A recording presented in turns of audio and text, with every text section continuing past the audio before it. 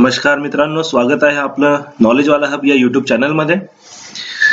आपण जर आमच्या चॅनलला सबस्क्राईब नसेल केले तर प्लीज सबस्क्राईब करून घ्या आणि लाईक सुद्धा करा या व्हिडिओला, जेणेकरून आम्ही तुमच्यापर्यंत सर्व इम्पॉर्टंट माहिती पोहोचू शकू आणि त्याच्यासाठी आम्हाला प्रोत्साहन मिळेल. तर आमच्या मागच्या व्हिडिओला भरपूर काही कमेंट्स आलेले आहेत, ज्याच्यामध्ये आम्हाला मुलांचे सजेशन्स आलेले आहेत की आम्हाला काही डायरेक्ट सेकंड इयरच्या विषयी आम्हाला जी काही माहिती हवी आहे ती आमच्यापर्यंत पोहोचण्याचा प्रयत्न करा. तर तीच माहिती आम्ही आज तुमच्यापर्यंत या व्हिडिओच्या माध्यमातून घेऊन आलेलो आहे, जेणेकरून आज तुम्हाला आम्ही सांगू शकू की जी काही डायरेक्ट सेकंड इयर इंजिनिअरिंग म्हणजेच 4 वर्षाची जी इंजिनिअरिंग असते त्याच्यात डायरेक्ट सेकंड इयरच्या कोर्सला जे तुम्ही अप्लाय करणार आहात, म्हणजे डायरेक्ट सेकंड इयरला जे तुम्ही ऍडमिशन घेणार आहात त्याच्याबद्दल आम्ही ही आज तुम्हाला सगळी माहिती पुरवणार आहे. 2022-23 साठी जे तुम्ही ऍडमिशन घेणार आहात डायरेक्ट सेकंड इयरला त्याच्याबद्दल आज तुम्हाला आम्ही माहिती देणार आहे. जसं तुम्हाला माहिती आहे की तुम्हाला आता सध्याच्या कंडिशनला कोणतीही साईट अवेलेबल नाही आहे ज्याच्यामध्ये तुम्हाला त्याच्याबद्दल माहिती मिळणार आहे. पण मी तुम्हाला आज जी सांगणार आहे ती गोष्ट अशी आहे की तुम्हाला डायरेक्ट सेकंड इयरला जे काही कंडिशन्स असणार आहेत किंवा मग ज्या काही गोष्टी लागणार आहेत किंवा मग काही ज्या प्रोसेस आपल्याला त्याच्यामध्ये बघायला मिळणार आहेत त्या सगळ्या गोष्टी ऍज इट इज जशा या साईटला आहेत. म्हणजे ही साईट ऍक्च्युली 2021-22च्या ऍडमिशनची आहे, ज्याच्यामध्ये तुम्ही बघू शकता की ऍज इट इज प्रोसेस तुम्हाला ही 2022-23 साठी सुद्धा ऍज इट इज बघायला मिळेल. तर मला आज माझं हे कारण असं आहे की तुमच्यापर्यंत हा व्हिडिओ आणायचा की तुम्ही सगळ्या गोष्टींशी अवेअर असले पाहिजे की कोणत्या गोष्टीसाठी तुम्हाला प्रिपेअर व्हायचं आहे, आज तुम्हाला कोणत्या गोष्टी बघून ठेवायच्या आहेत जेणेकरून तुम्हाला 2022-23 साठी जे काही सेकंड इयरला ऍडमिशन घ्यायची आहे, जे काही तुमची फील्ड असेल, सिव्हिल असेल, इलेक्ट्रिकल असेल, मेकॅनिकल असेल, इलेक्ट्रॉनिक्स असेल, कम्प्युटर असेल, IT असेल, ज्या फील्डमध्ये तुम्हाला ज्याही ब्रांच मध्ये तुम्हाला ऍडमिशन घ्यायची आहे त्या ऍडमिशन साठी तुम्हाला मी थोडक्यात सगळी माहिती आज पुरवणार आहे. तर ती माहिती पुरवण्यासाठी मी तुमच्यापर्यंत ही साईटचा यूज करणार आहे. ही साईटची जी लिंक आहे हे तुम्हाला मी माझ्या व्हिडिओच्या डिस्क्रिप्शन मध्ये सगळं काही टाकणार आहे, ज्याच्यामध्ये तुम्हाला ह्या साईटचा उपयोग कसा करून घ्यायचा, मागच्या वर्षीच्या साईटचा उपयोग कसा करून घ्यायचा हे मी तुम्हाला सांगणार आहे. ठीक आहे. तर सर्वात आधी आपल्याला ही जी काही साईट आहे अशीच साईट आपल्याला याचा जसा ह्या साईटचा युजर इंटरफेस आहे तसाच युजर इंटरफेस आपल्याला 2022-23 मध्ये पण आपल्याला बघायला मिळेल. याच गोष्टी ज्या तुम्हाला आपल्याला इथे आता बघायला मिळत आहेत अशाच गोष्टी आपल्याला 2012 आणि 2022-23च्या ऍडमिशनच्या जी काही साईट येणार आहे त्याच्यामध्ये आपल्याला बघायला मिळेल. तर आपण म्हणू शकतो की थोडक्यात आपण ह्या सगळ्या गोष्टी बघून घेऊयात की कसे असणार आहेत. तर इथे न्यू रजिस्ट्रेशन फॉर कॅन्डिडेट्स जेव्हा आपण ही आपल्याला जी काही अपडेट येईल 2022-23 ची त्याच्यामध्ये आपल्याला ही न्यू रजिस्ट्रेशन फॉर कॅन्डिडेट्स याच्यामध्ये आपल्याला रजिस्ट्रेशन करावं लागेल. तर जर इथे आपण रजिस्ट्रेशनवर क्लिक केलं तर इथे आता सध्या आपल्याला, कारण ही जुनी साईट असल्यामुळे इथे आपल्याला ही काही अपडेट देणार नाही, कारण ही क्लोज झालेली आहे. त्याच्यामुळे आपण ह्या साईटला काही करू शकणार नाही. आपल्याला ह्या साईटवरच्या काय गोष्टी यूज करून घ्यायच्या आहेत जेणेकरून आपण प्रिपेअर होणार आहे ऍडमिशनसाठी ते मी तुम्हाला सांगणार आहे आज. ठीक आहे. तर इथे बघू शकता तुम्ही की हे प्रोव्हिजनल वॅकन्सी किती आहे किंवा मग प्रोव्हिजनल अलॉटमेंट किती आहे कॅपराउंड 2 ची, प्रोव्हिजनल वॅकन्सी कॅपराउंड 2 साठी किती आहे, प्रोव्हिजनल अलॉटमेंट कॅपराउंड, हे आपल्याला याच्याशी काही करायचं नाही आहे. तर आता आपल्याला ह्या साईटवरनं जे काही महत्वाचं बघायचं आहे ते बघायचं आहे cut off list of cap round 1. जर तुम्ही याच्यावर क्लिक केलं तर तुम्हाला इथे बघायला मिळेल कट ऑफ लिस्ट, तुम्हाला इथे बघू शकता. तर आजच्या कंडिशन मध्ये तुम्ही जर म्हणाल की तुम्हाला कट ऑफ लिस्ट कुठे मिळत नसेल तर तुम्ही ह्या कट ऑफ लिस्टचा उपयोग करू शकता. ह्या कट ऑफ लिस्ट जशी आज ह्या कॅप राऊंड 1 मध्ये असणार आहे हीच कट ऑफ लिस्ट, तुम्हाला याच्यामध्ये जास्त काही बदल मिळणार नाही. तीच कट ऑफ लिस्ट तुम्हाला उपयोगी पडेल 2022-23च्या ऍडमिशन साठी. तर तुम्ही फक्त एकच करायचं की तुम्हाला जे कॉलेजेस टाकायचे आहेत, जसं तुमचं पुणे रिजन असेल, कोणाचं नागपूर रिजन असेल, कोणाचं अमरावती रिजन असेल, कोणाचं मुंबई रिजन असेल, ज्याला ज्या रिजन मध्ये ज्या कॉलेजेसमध्ये ऍडमिशन पाहिजे त्या कॉलेजेसची सगळी कट ऑफ लिस्ट तुम्हाला या साईटवर मिळणार आहे. तर तुम्ही जर ह्या पीडीएफ मध्ये क्लिक केलं, या मी जे तुम्हाला जसं मी आता दाखवलं कसं क्लिक करायचं, त्या क्लिक केल्यानंतर तुम्हाला ही पीडीएफ दिसते आहे. या पीडीएफ मध्ये सगळ्या कॉलेजेसची पहिल्या राऊंडचे जे काही मार्क्स होते, म्हणजे ज्या पहिला राऊंड ज्या पर्सेंटेजला क्लोज झाला होता ते पर्सेंटेज तुम्हाला ह्या लिस्ट मध्ये मिळणार आहे. जसं समजून घ्या, जर मी इथे कंट्रोल F केलं तर कंट्रोल F केल्यावर जर तुम्ही इथे पुणे टाकलं तर पुणे टाकल्यानंतर तुम्हाला इथे दिसायला बघू शकता की पुण्याचे जवळपास किती कॉलेजेस इथे तुम्हाला बघता येतात. म्हणजे पुणे शब्द याच्यामध्ये 344 वेळा आहे, पण पुण्याचे सगळे कॉलेजेस तुम्ही इथे वन बाय वन सगळे एकाखाली एक बघू शकता. तसंच जर तुम्ही कोणत्या मुंबई रिजनचे असाल तर मुंबई तुम्ही जर टाईप केलं तर तुम्हाला इथे बघायला मिळेल वन बाय वन मुंबईचे किती कॉलेजेस आहेत ते सगळे तुम्हाला याची कट ऑफ लिस्ट तुम्हाला इथे बघायला मिळेल. तर तुम्हाला काय करायचं आहे की तुम्हाला सगळे कॉलेजेस, म्हणजे तुम्ही सगळे कॉलेजेस काही टाकणार नाही आहे जे काही ऍडमिशन तुम्ही घेणार आहे, त्याच्यासाठी तुम्ही करणार काय आहे, तुम्ही काही कॉलेजेस सिलेक्टेड काढणार आहेत काय, ठीक आहे. त्याच्यामध्ये तुम्हाला काय करायचं आहे, त्या सिलेक्टेड कॉलेजेसची लिस्ट काढून ती तुम्हाला मी सांगतो की ही कट ऑफ लिस्टचा उपयोग कसा करायचा. ठीक आहे, आता तुम्हाला ही कट ऑफ लिस्ट तर मी सांगितली कशी याच्यामध्ये आपण बघू शकतो. तर तुम्हाला इथे दिसू शकतं की इथे सुद्धा तुम्हाला हे जे काही आपल्या इथे तुम्हाला इथे जर समज आपण म्हणू शकतो की याच्यामध्ये डिस्ट्रिक्ट वाईज डिप्लोमा इन्स्टिट्यूट्स, म्हणजे इथे तुम्हाला इथे एक खाली दिसतंय ऑप्शन जे बघा, तर इथे डिस्ट्रिक्ट वाईज डिप्लोमा इन्स्टिट्यूट्स आहेत. त्याच्यामध्ये इथे तुम्हाला कॉलेजेसची लिस्ट मिळेल. ते कॉलेजेसची लिस्ट बघायची, त्याच्यावर जर तुम्ही क्लिक केलं तर तुम्हाला इथे बघू शकता की त्या कॉलेजेसच्या बद्दलची तुम्हाला माहिती सगळी मिळू शकते. तर मग इथून तुम्हाला कसं त्या कॉलेजच्या बद्दलची, मग तुम्हाला कॉलेजला कॉन्टॅक्ट करायचा असेल किंवा मग तुम्हाला त्याचे डिटेल तुम्हाला जर तुम्हाला त्याचे किती सीट्स आहेत तिथे तर त्या बघायच्या असतील तर तुम्हाला इथे सगळ्या गोष्टी तुम्हाला ऍज इट इज बघायला मिळतील. ठीक आहे, तर ह्या सगळ्या गोष्टी आपल्याला बघायच्या आहेत.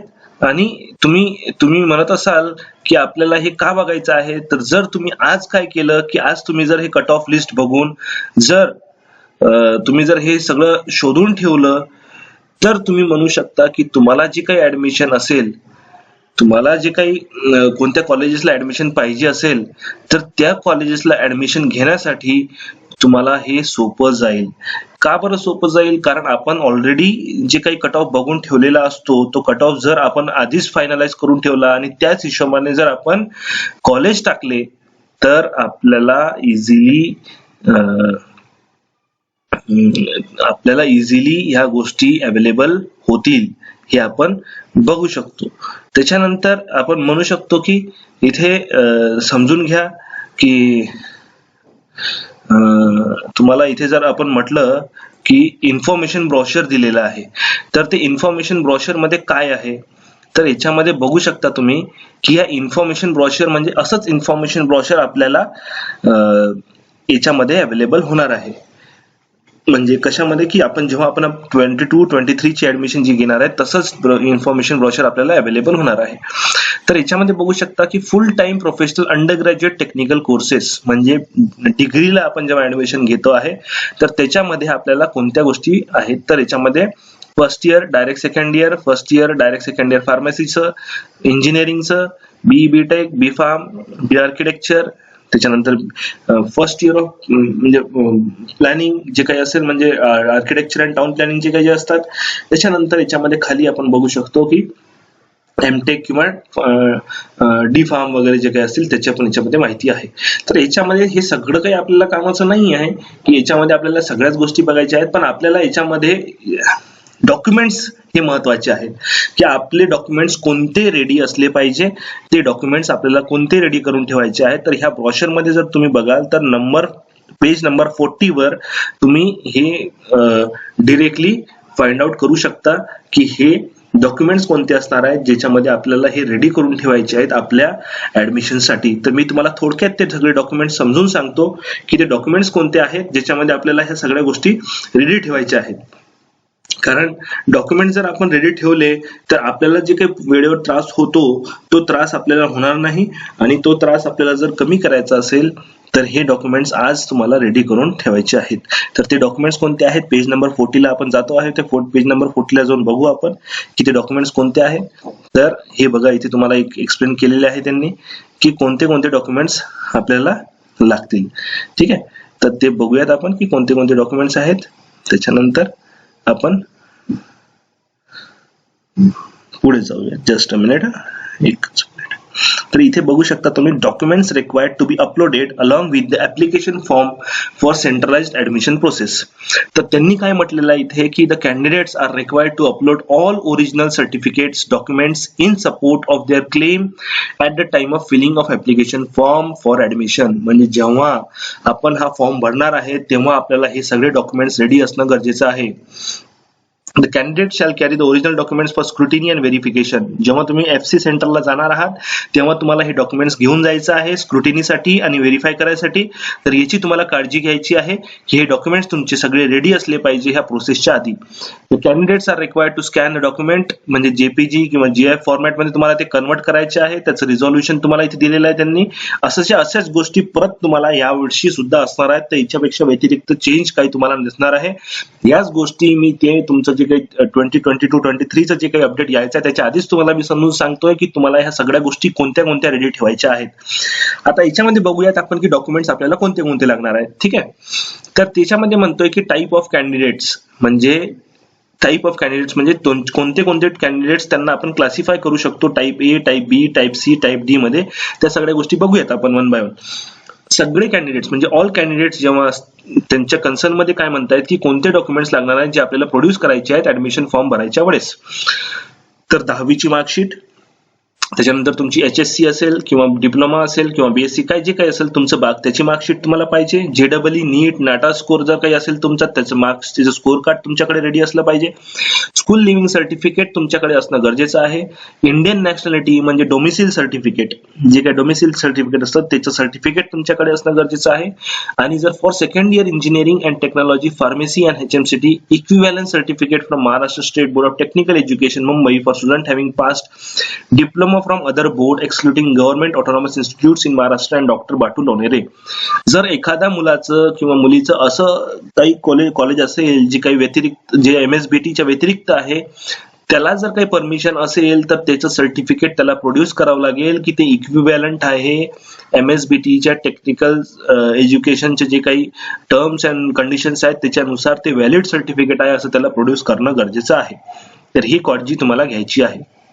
आता याच्या ऍडिशन मध्ये आपल्याला काय म्हणतायत ते की आपल्याला काय लावायचं आहे की in addition to the above documents candidates are required to produce the following additional documents.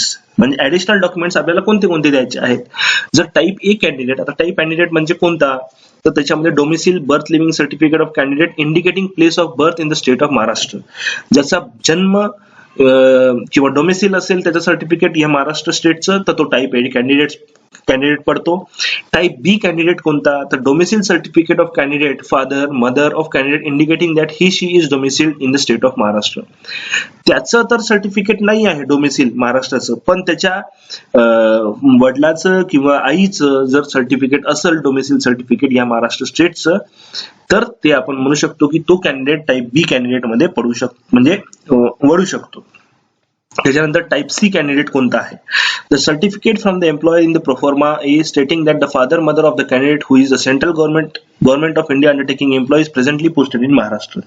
Type C candidate कोणता, तर तो असा कॅन्डिडेट ज्याचे आई वडील सेंट्रल गव्हर्नमेंट मध्ये काम करत आहेत आणि त्यांना एका प्रोफॉर्मा मध्ये एका फॉर्मॅट मध्ये जर सर्टिफिकेट मिळत असेल की ते आता सध्या या महाराष्ट्र स्टेटमध्ये पोस्टेड आहे म्हणून त्यांना इथे ऍडमिशन मिळावी, तसं एक प्रोफॉर्मा असतो, एक स्टँडर्ड फॉर्मॅट असतो, तो टाईप सी कॅन्डिडेट्स त्याच्यामध्ये वरतात.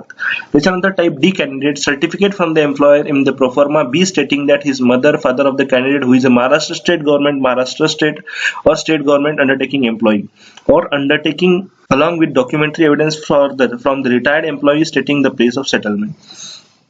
तर तो असा म्हणतो आहे टाईप डी मध्ये की ज्याचे आई वडील हे दोन्ही महाराष्ट्र स्टेट गव्हर्नमेंटचे जर एम्प्लॉई असतील तर त्यांच्याकडे जर काही फॉर्मॅट असेल तर तशा कॅन्डिडेटला आपण टाईप डी कॅन्डिडेट मध्ये फोल्ड डाऊन करू शकतो. त्याच्यानंतर टाईप ई कॅन्डिडेट कोणता आहे? Maharashtra Karnataka. Certificate stating that candidate belongs to the Maharashtra Karnataka border area in proforma G. जसं तुम्ही म्हणू शकता की बेळगाव वगैरे जो एरिया आहे, जो डिस्प्युटेड एरिया आहे, ज्याच्यामध्ये आपण म्हणू शकतो की असं म्हटलं जातं की तो त्या बॉर्डरच्या एरियामध्ये जर असेल तो फॉल डाऊन होत असेल तर त्याला हे सर्टिफिकेट म्हणजे एक द्यावं लागतं, ज्याच्यामध्ये त्याला सांगावं लागेल की तो बॉर्डर एरियामध्ये राहतो, तसं त्याला कॅन्डिडेटला सर्टिफिकेट प्रोड्यूस करावं लागतं. तर तो टाईप ई कॅन्डिडेट मध्ये फॉल डाऊन करतो. त्याच्यानंतर कर्नाटका बॉर्डर एरिया कॅन्डिडेट्स, आणि दुसरं काय त्याला तर certificate setting that the mother tongue of the candidate is Marathi in proforma G2. आणि त्याला असं आणखी एक दुसरं सर्टिफिकेट असं द्यावं लागेल की त्याची मदर टंग जी आहे ती मराठी आहे, म्हणजे त्याने 10वी मध्ये किंवा काही शिक्षण घेतलं असेल तर ते मराठीमध्ये घेतलेलं आहे असंही त्याला ते एक प्रोड्यूस करता येतं सर्टिफिकेट. किंवा मग त्याच्या मार्कशीट मध्ये जर मराठी असेल तर त्याला काही ते प्रोड्यूस करायची गरज पडत नाही. List of the villages in Maharashtra Karnataka border area is available on website. म्हणजे जर तुम्ही महाराष्ट्र कर्नाटकाची बॉर्डरची जी एरिया आहेत जर ते तुम्ही बघितलं तर ती लिस्ट सुद्धा तुम्हाला ह्या वेबसाईटवर मिळून जाईल, तर ती तुम्हाला बघता येईल. बॅकवर्ड क्लास कॅन्डिडेट्स म्हणजे ST SC ST चे जर कॅन्डिडेट असतील तर त्यांना कोणते सर्टिफिकेट द्यायचे आहे, तर त्यांना कास्ट सर्टिफिकेट गरजेचं आहे. जे गरजेचं आहे म्हणजे जे इतकं इम्पॉर्टंट आहे की त्याच्याशिवाय त्यांची ऍडमिशन होणार नाही, एवढं लक्षात ठेवायचं आहे. म्हणून तुम्हाला कास्ट सर्टिफिकेट आणि कास्ट किंवा ट्राईब व्हॅलिडिटी सर्टिफिकेट म्हणजे ज्याला आपण कास्ट व्हॅलिडिटी म्हणतो, त्याला ह्या दोन सर्टिफिकेट तुम्हाला एनी हाव रेडी करून ठेवायचे आहेत. SC आणि ST कॅन्डिडेट्सनी हे खूप सिरियसली घ्यायचं आहे की तुम्हाला हे दोन्ही सर्टिफिकेट्स रेडी करून ठेवायचे आहेत. त्याच्यानंतर येतंय ओबीसी म्हणजे backward class candidates belonging to VJDT, NTA, NTB, NTC, NTD, OBC, other backward classes किंवा मग SBC. तर यांच्यासाठी या कॅटेगरीसाठी कास्ट सर्टिफिकेट गरजेचं आहे, कास्ट व्हॅलिडिटी सर्टिफिकेट गरजेचं आहे. आणि तिसरं सर्टिफिकेट म्हणजे non creamy layer certificate at valid up to 31 March 2023 असं आपल्याला इथे नमूद केलं जाईल. इथे 2022 दिलेलं आहे, पण आपल्याला जे काही सर्टिफिकेट लागणार आहे तर ते 2023 असणार आहे. तर ती काळजी आपल्याला घ्यायची आहे की नॉन क्रिमिलियर सर्टिफिकेट आपण अपडेटेड ठेवणार आहे. त्याच्यासाठी तुम्हाला तलाठीचा दाखला काढावा लागेल, त्याच्यामध्ये उत्पन्नाचा दाखला काढावा लागेल. तो उत्पन्नाचा दाखला तुम्हाला तहसीलमध्ये जावं लागेल, तो तहसीलमध्ये द्यावा लागेल. तो तहसीलमध्ये दिल्यावर तुमचं नॉन क्रिमिलियर सर्टिफिकेट तिथून तुम्हाला तुमच्या इन्कम वर मिळू शकतं. तर त्याची काळजी तुम्हाला घ्यायची आहे की तुम्हाला हे सर्टिफिकेट्स रेडी ठेवायचे आहेत. त्याच्यानंतर यांनी म्हटलेलं आहे economically weaker section EWS candidate म्हणजे जे काही इकॉनॉमिकली वीकर सेक्शन मध्ये वरतात जे मुलं, तर त्यांना कोणते डॉक्युमेंट्स द्यायचे आहेत. तर ते in addition to documents mention in serial number 1 जे 1 सिरियल नंबर म्हणजे आपण जे बघितले वर कोणते, तर हे डॉक्युमेंट्स सिरियल नंबर 1, तर हे सगळे डॉक्युमेंट्स लागणारच आहे त्याला. पण त्याच्यामध्ये तो म्हणतोय की eligibility certificate for economically weaker section म्हणजे एक त्याचा प्रोफॉर्मा आहे, तो प्रोफॉर्मा तुम्हाला भरायचा आहे. आणि सामान्य प्रशासन विभाग निर्णय त्याचा एक GR जो आहे त्यानुसार तो GRच्या नुसार तुम्हाला EWS जे काही रिझर्वेशन आहे ते त्याचं तुम्ही यूज करू शकता असं त्यांचं म्हणणं आहे. तर तुम्हाला तो प्रोफॉर्मा भरून ठेवायचा आहे, त्याचे तुम्हाला अपडेट करून घेणं आहे की तुम्हाला EWS मध्ये तुम्ही वरता हे तुम्हाला शो करायचं आहे. त्याच्यानंतर ऑर्फन कॅन्डिडेट असेल तर त्यांना एक सर्टिफिकेट आहे ते प्रॉपरली रेडी करून ठेवायचं आहे त्यांना. किंवा मग एक्स सर्व्हिसमॅन असेल तर त्यांना सर्व्हिसेसचे सर्टिफिकेट्स असतात, प्रोफॉर्मा आहे. डिफेन्स सर्व्हिसचे असेल किंवा मग त्यांचं डोमेसिल सर्टिफिकेट असेल आई वडिलांचं त्याच्या who is an ex-service person in domiciled in the state of Maharashtra म्हणजे ते जर त्यांनी स्टेट ऑफ महाराष्ट्राचे असतील ते डोमेसिल असेल त्यांचं सर्टिफिकेट ते त्यांना लागतं, ते तुम्हाला रेडी करून ठेवायचं आहे. ऍक्टिव्ह डोमेसिल डिफेन्स कॅन्डिडेट्स असतील किंवा active non domicile defence candidate असतील म्हणजे जे कॅन्डिडेट्स ऍक्टिव्ह आहेत पण त्यांचं डोमेसिल स्टेट ऑफ महाराष्ट्राचं आहे तर तसे कॅन्डिडेट्स किंवा मग ज्यांचं डोमेसिल स्टेट ऑफ महाराष्ट्राचं नाही आहे पण प्रेझेंटली पोस्टेड आहे तर त्यांना काही त्यांचे प्रोफॉर्मा आहेत ते रेडी करून ठेवायचे आहेत. त्याच्यानंतर पर्सन्स विथ डिसेबिलिटी कॅन्डिडेट्स पण आहेत, त्याच्यामध्ये त्यांचे प्रोफॉर्मा आहेत. हे सगळे जेवढे इथे मेन्शन केलेले आहेत त्यांनी हे याचे सगळे प्रोफॉर्मा दिलेले आहेत. हे जर तुम्ही एकदा वाचले खालचे जे महत्वाचे आहे मी तुम्हाला हे सगळे सांगितलेले आहेत, हे सुद्धा तेवढेच महत्वाचे आहेत. पण ज्यांना हे जसे जे कॅन्डिडेट असतील ते वाचून त्यांना हे समजून घेऊ शकतात. तर हे होतं तुमच्या डॉक्युमेंटशी रिलेटेड, काही खूप महत्वाचं होतं आणि हे आपल्याला पुरेपूर लक्ष द्यायचं आहे की याच्यामध्ये तुम्ही ह्या सगळ्या गोष्टी रेडी ठेवणार आहात. तर याच्यानंतर आपण परत मी तुम्हाला त्या साईटवर घेऊन जातो की त्याच्यामध्ये तुम्हाला काय बघायचं आहे आणखी जे काही महत्वाचं आहे.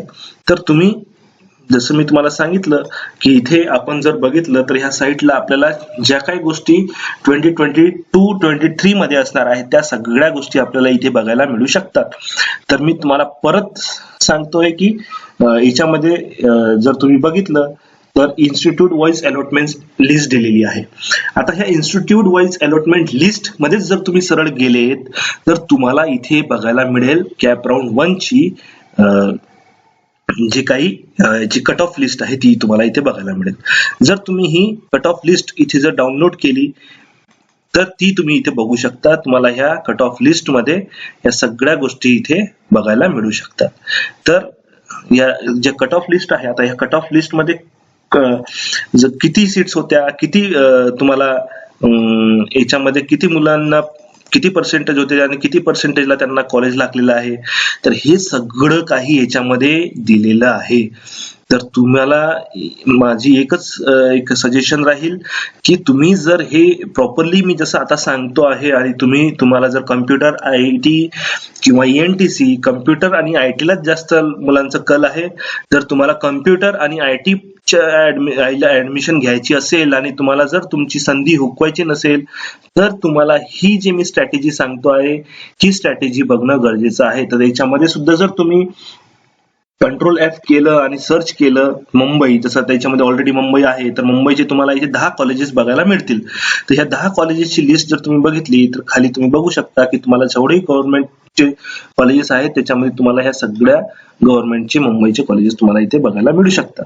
त्याच्यानंतर जर तुम्ही बघितलं इथे की इथे आणखी काय दिलेलं आहे यांनी की आपण जर इथे मी जर पुणे टाकलं तर सपोज मी पुणे टाकलं, पुणे मला सर्च करायचं आहे, मी जर पुणे टाकलं आणि पुणेचं जर मी सर्च केलं तर आपल्याला जे काही कॉलेजेस पाहिजेत, जे काही आपल्याला कॉलेजेस सर्च करायचे आहेत तर त्या कॉलेजेसची लिस्ट आपल्याला पूर्ण इथे बघायला मिळू शकते. तर हे आपल्याला थोडक्यात मी तुम्हाला जे सांगायचं होतं ते महत्वाचं आहे. इथून सुद्धा कट ऑफ तुम्हाला मिळू शकतो किंवा मग तुम्ही जर मी तुम्हाला जसं आधी सांगितलं की इथे तुम्हाला एक cut off list cap round 1 ची दिलेली आहे. कॅप राऊंड 2 ची कट ऑफ लिस्ट इथे नाही आहे.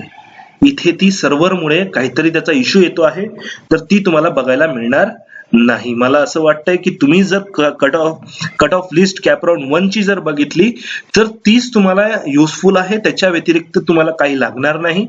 म्हणून कट ऑफ लिस्ट जी कॅप राऊंड 1 ची आहे ती जर तुम्ही प्रॉपरली स्टडी केली आणि तुमचे जे काही कॉलेजेस आहेत, मी तुम्हाला इन्फॉर्मेशन ब्रोशर सांगितले, डॉक्युमेंट्स तुम्हाला बघून ठेवायला सांगितले आहेत आणि जे काही अपडेट येत राहणार आहेत ही सगळी अपडेट तर मी तुम्हाला जशी अपडेट येईल आणि त्याच्यामध्ये आणखी जर काही चेंजेस झाले किंवा मग आमच्यापर्यंत अशी माहिती काही आली की ज्याच्यामध्ये कट ऑफची आम्ही तुम्हाला आणखी इन्फॉर्मेशन देऊ शकू तर त्याच्यामध्ये मी तुम्हाला ती अपडेट तर देतच राहणार आहे, जेणेकरून तुम्हाला पूर्णपणे तुमच्या ऍडमिशनच्या पॉइंट ऑफ व्ह्यूने पूर्ण मदत होईल. आमचा एकच हेतू आहे की तुमची ऍडमिशन तुम्हाला ज्या कॉलेजला पाहिजे, ज्या ब्रांचला पाहिजे ती ब्रांच तुम्हाला मिळावी. प्रामाणिकपणे आम्ही आमचा प्रयत्न करतो आहे की तुम्हाला जे काही महत्वाच्या गोष्टी असतात, काही मुलं काय करतात की ऑप्शन टाकताना खूप चुकीचे ऑप्शन टाकतात. ऑप्शन टाकताना तुम्ही काय करता की जसं तुम्हाला वाटतं की मला हे कॉलेज मिळावं, मला हे कॉलेज जवळ पडतं, मला हे कॉलेज मिळून जाईल, असं नाही टाकायचं.